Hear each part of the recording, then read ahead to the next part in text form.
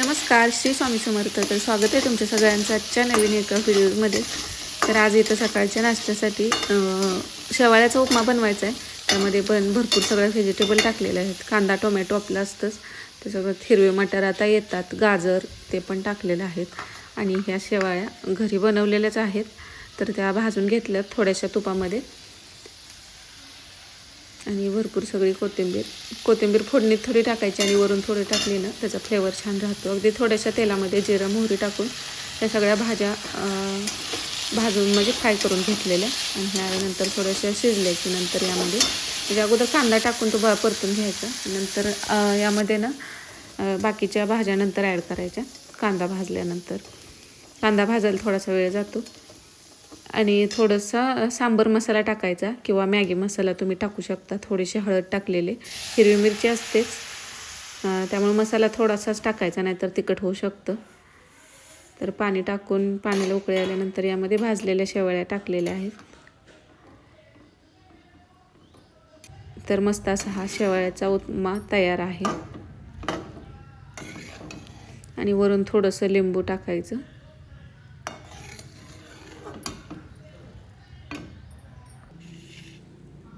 तर मॅगीपेक्षा सुद्धा हा उपमा छान लागतो अशा पद्धतीने केला तर.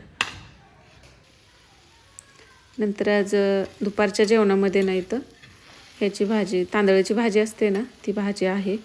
कालच शेतातून आणलेली होती, तर अर्धीच केली मी, तर अर्धी ठेवले. जास्त झाल्यावर पण मग ती संपत नाही. थोडीशी असेल तर मग ते आवडीने खातात. तर तेलामध्ये फक्त हिरवी मिरची आणि लसूण टाकलेलं आहे. ह्या भाजीला जास्त मसाल्याची गरज नसते. आणि भाजी आदल्या दिवशीच धुवून कपड्यामध्ये बांधून ठेवली की पाणी त्यातलं चांगलं निघून जातं, मग जास्त त्याला पाणी सुटत नाही. आणि शिजवल्यानंतर आपल्याला गॅस बंद केल्यानंतर ह्या भाजीला मीठ टाकावं लागतं. तर आजचं छान असं जेवण इथं तांदळाची भाजी, भाकरी आज काय केली नव्हती. एक चपाती, भाजी आणि काकडी घेतलेली होती.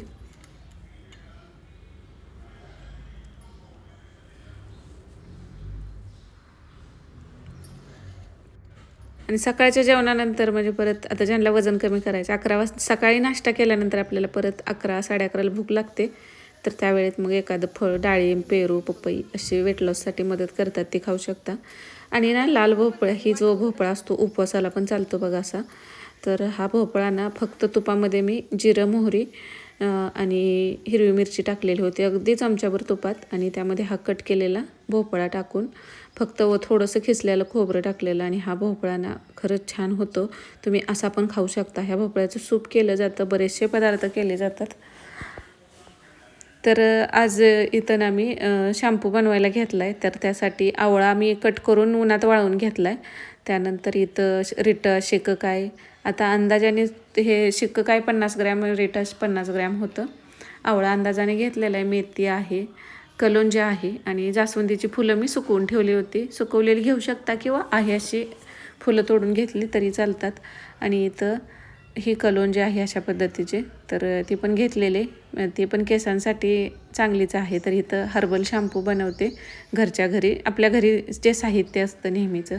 तर असं ना पूर्वी शिककाय आणि रिटा भिजत घालायचं रात्री आणि दुसऱ्या दिवशी त्या पाण्यानेच केस धुतले जायचे. पण आता ते रोज करणं आपल्याला होत नाही. रोजमेरी इथं मी घेतलेली आहे. तर रोजमेरी केसांसाठी खूप चांगली, तर त्यामुळे ती पण ही ऑनलाईन मागवलेली होती मी. बाकी सगळं मग आपल्याकडे साहित्य भेटतं. तर अगोदर सगळं हे आहे ना सगळं धुवून घेतलं. शिककाय, रिटा आहेत ते त्यावरती धूळ राहते, सगळी फुलं वगैरे सगळं स्वच्छ धुवून घेतलं. रोजमेरी पण आहे ती पण पाण्यातनं, कारण ती कशी वाळवून येते वगैरे त्यामध्ये धूळ राहतेच. त्यामुळे सगळं जे काही वापरतो ते धुवून घ्यायचं. मेथी वगैरे ते कलोंजी ते पण धुवून घेऊन नंतर ना ह्यामध्ये सगळं भिजत ठेवायचं. 5-6 तासासाठी, 5 ते 6 तास तरी आपल्याला हे भिजत ठेवायचं आहे. किंवा रात्री भिजत ठेवलं आणि सकाळी तुम्ही हे शॅम्पू बनवायला घेतला तरी चालतं. तर रिट्यामध्ये जे बिया असतात ना त्या बिया काढून घ्यायच्या आणि हे थोडंसं हाताने आपल्याला असं मिक्स करून घ्यायचं आहे. तर हा शॅम्पू तुम्ही फ्रीजमध्ये ठेवून 1-2 महिन्यासाठी यूज करू शकता. आणि आपण व्यवस्थित उकळून घेतो आहे त्यामुळं तसा वरती जास्त दिवस नाही टिकणार, तो 8 ते 10 दिवस राहील. पण फ्रीजमध्ये तुम्ही 1-2 महिन्यासाठी सुद्धा स्टोअर करून ठेवू शकता. तर हे शिजण्यासाठी ठेवून द्यायचं आहे. आणि जवस आहे ते मात्र ना तर बारीक गॅसवरती आपल्याला हे उकळू द्यायचं आहे. आणि एक उकळी आल्यानंतर मग जवस ॲड करायचं यामध्ये. जवस थोडंसं चिकट राहतात आणि ते लवकर मग परत शिजलं जातं. त्यामुळं जवस तेवढं शेवटी टाकायचं आहेत. म्हणजेच हे झाल्यानंतर उकळी आल्यानंतर थोडा वेळ उकळून घ्यायचं. रिठा असल्यामुळे त्याला बराचसा फेस येतो. आता एक उकळी येऊन गेले तर इथं हे जवस आहेत भिजवलेले ते ॲड करायचं. आणि अजून एक 10 मिनटं तरी असंच बारीक गॅसवर ते शिजू द्यायचं आहे. म्हणजे पूर्ण ह्याच्यातला अर्क आहे तो ह्या पाण्यामध्ये येऊन जातो. आता हे पाणी आपण प्रत्येक वेळी केस धुवायचं म्हटलं तर आपल्याला ताजं करून किंवा फ्रेश असं करून लगेच त्यामुळं कंटाळा करतो आपण. पण एकदा बनवून ठेवलं तर आता हे थोडंसं पातळ आहे. त्यामुळे बॉटलमध्ये तुम्ही भरून ठेवलं आणि नंतर बॉटल फ्रीजला ठेवायची आणि तुम्हाला हवे त्यावेळी काढून तुम्ही केस धुण्यासाठी वापरू शकता. तर अशी एक तार चालते बघा. जवस टाकल्यानंतर असं थोडंसं चिकट होतं हे. तर नंतर हे गाळून घ्यायचं आहे.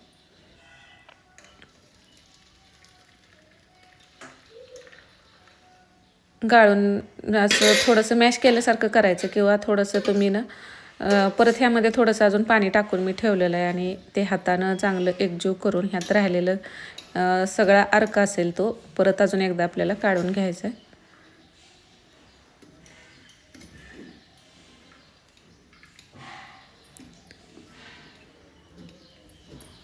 तर रिठा असतो तर रिठामुळं ना फेस पण होतो ह्याचा. पण आपण जास्तीचं तेल लावायचं नाही केसाला. थोडंसं हलकं तेल लावलं असेल ना, एकदा वॉश केलं तरीसुद्धा तेल ते निघून जातं. पण तुम्ही अगदी काही जण म्हणजे आठवड्यातून 2 वेळा खूप असं तेल लावतात अगदी जास्त प्रमाणात. तर ते काढण्यासाठी मग 2 वेळा हा शॅम्पू वापरायला लागणार. आणि तुम्ही नॉर्मल थोडंसं तेल लावत असाल तर एकदा लावलं तरी निघून जाईल. नंतर थोडंसं यामध्ये पाणी टाकले तर यामध्ये भरपूर सगळा असा फेस झालेला आहे. तर हे सगळं एकजीव करायचं आणि गाळून घ्यायचं. तर केस धुताना ना केसाला शॅम्पू लावल्यानंतर एक 5 ते 7 मिनटं तरी तो तसाच केसावरती ठेवायचा आहे. आणि अलीकडे बघा केस खूप लवकर लहान मुलांची सुद्धा केस पिकतात. तर शॅम्पू वापरायचा झाला तर आपल्याला तो सल्फेट फ्री पॅराबिन फ्री शॅम्पू आपल्याला वापरावा लागतो. तरी पण त्यामध्ये थोडेफार केमिकल राहतातच. पण आता हा होममेड शॅम्पू असेल तर ह्यामध्ये कोणतंही केमिकल नाही. फक्त बनवायला थोडासा वेळ द्यावा लागतोय. पण आता आपली तर केस एवढे आपल्या म्हणजे आपण काळजी घेतली नाही. पण आता मुलांच्यासाठी तर तुम्ही हे करून ठेवू शकता जेणेकरून त्यांची केस आहे ते भविष्यात लवकर पिकू नयेत. म्हणजे जेवढं तुम्ही केसांवरती केमिकलचा वापर कमी करणार आहे तेवढं केस तुमचे खूप दिवस हेल्दी राहणार आहेत. खाणं तर आपलं महत्त्वाचं असतंच. तुम्ही कसं हेल्दी खाताय त्यानुसार. आता ज्यांची पित्त प्रकृती असेल तर त्या लोकांचे केस थोडेसे लवकर पिकतात. आणि ज्यांची कफाची प्रकृती आहे ना तर त्यांना त्या लोकांचे केस कमी पिकतात थोडे लवकर. तर हा शॅम्पू आता थंड झाल्यानंतर ना आता थोडा वेळ ह्याला ना गॅसवरती परत मी शिजवून घेते. कारण ह्यामध्ये थोडंसं नॉर्मल पाणी टाकलेलं होतं. त्यामुळं अजून एक 10 मिनटं तरी बारीक गॅसवरती हा मी शिजवून घेते. गॅस मोठा कुठेच करायचा नाही. कारण जे पौष्टिक घटक आहेत ते जर मोठ्या गॅसवरती ठेवलं आपण तर ते निघून जाणार. त्यामुळं बारीक गॅसवरती हा आपल्याला शिजवून घ्यायचा. आणि नंतर थंड झाल्यानंतर ना आता ही 1 लिटरची बॉटल आहे ह्यामध्ये भरलं आहे. आणि पहिली एक रिकामी शॅम्पूची बॉटल होती तर त्यामध्ये ठेवला आहे हा रेग्युलर वापरायसाठी. आणि ज्यावेळी संपेल त्यावेळी मग फ्रीजमधून काढून परत हा यूज करू शकतो आपण. आता हा शॅम्पू थोडासा जास्त यूज करावा लागतो कारण ह्यामध्ये कोणतंही केमिकल नाही. त्यामुळे जास्त फेस होत नसतो आणि केस मात्र पूर्ण क्लीन होतात. थोडासा जास्तीच्या प्रमाणात वापरायचा. आता हा शॅम्पू संपलेली बॉटल होती तरी पण आत थोडंफार राहतं त्यामुळे ह्याला ऑलरेडी स्मेल येतोय. हा जो बॉटलमधला होता तो पण सल्फेट पॅराबिन फ्रीच होता. तो पण शॅम्पू छान होता. पण असं सगळं आपल्याला ते महाग पडतात घ्यायचं म्हटलं तर. आणि हा मी गुजरातला गेल्यावर घेतलेला. तो काय आता इथं परत भेटत नव्हता. त्यामुळे म्हटलं आपण घरीच असा ऑर्गॅनिक शॅम्पू तयार करूया. तर यामध्ये ना थोडासा जास्तीचा शॅम्पू घ्यायचा, थोडंसं पाणी टाकायचं आणि मिक्स करायचा. आणि एक 5 ते 7 मिनटं तरी केसावरती लावून तसंच ठेवायचं. आपले केस छान क्लीन होतात. परवडणार आणि जास्त खर्चसुद्धा येत नाही आता हा शॅम्पू बनवायला. तर शिल्लक राहिलेला थोडासा मी पेल्यातच ठेवला आहे आता.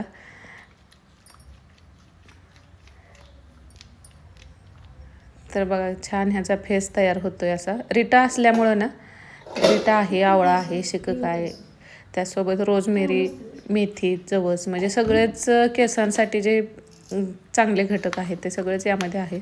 आता रोजमेरी मागवलेलीच आहे, तर ही ऑनलाईन मला वाटतं 105 रुपयाला काहीतरी अशी झालेली 100 ग्रॅम. भरपूर येते. एकदा जर आणून ठेवलं, असं रोजमेरी वॉटर घ्यायचं झालं तर ते पण महाग पडतं.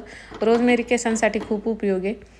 तर आपण आता ह्याचं म्हटलं रोजमेरी वॉटर पण घरीच तयार करूया. तर थोडंसं पाणी टाकून आता हे बारीक गॅसवरती हे पण शिजवून घेतलं आणि थंड झाल्यानंतर आता स्प्रे बॉटलमध्ये एखाद्या गाळून भरलं तर आपण हा स्प्रे मात्र आपण रोज केसांना स्प्रे करू शकतो आणि हा स्प्रे केल्यानंतर आपल्याला केस धुवायची गरज पडत नाही. तर केस गळतीसाठी रोजमेरी खूप उपयोगी आहे. तर मेहंदी भिजवताना सुद्धा ह्याचं पाणी आपण वापरू शकतो. त्यासोबत रेग्युलर स्प्रे केला तरी चालते. आता व्हिटॅमिन ईच्या कॅप्सूल ह्यामध्ये तुम्ही टाकले तरीसुद्धा ह्यासोबत चालते. आता थंड झाल्यानंतर हे असा मी स्प्रे बॉटलमध्ये भरून ठेवला.